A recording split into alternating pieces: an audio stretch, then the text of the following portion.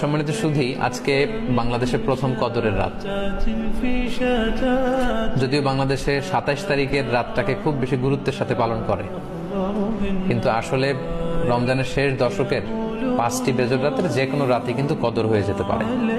তাই বুদ্ধিমান মুমিনের কাজ হচ্ছে 5টি বেজর রাতের প্রতিটি রাতেই সমানভাবে সমান গুরুত্বের সাথে ইবাদত করে যাওয়া, তাহলে কিন্তু কদর আর মিস হবে না। আল্লাহ রাসূল সাল্লাল্লাহু আলাইহি সাল্লাম বলেছেন, মান হুরিমা খায়রাহা ফাকাদ হুরিম।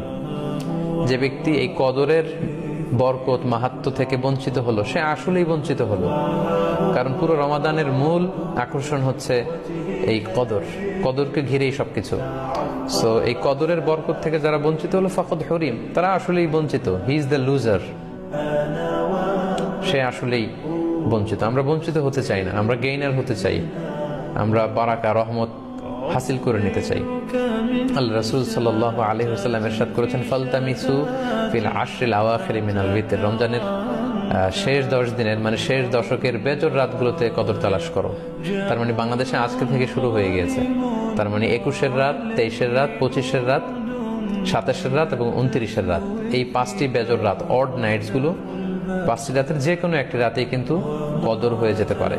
এবং কালামুল্লাহ মাজিদে আল্লাহ তাআলা সূরাতুল কদর নামে একটি সূরা নাজিল করেছেন, যেখানে আল্লাহ বলছেন, লাইলাতুল কদরি খায়রুম মিন আলফি শাহর। কদরের রাত 1000 মাসের চেয়ে সেরা। 1000 মাসে হয় 83 বছর 4 মাস।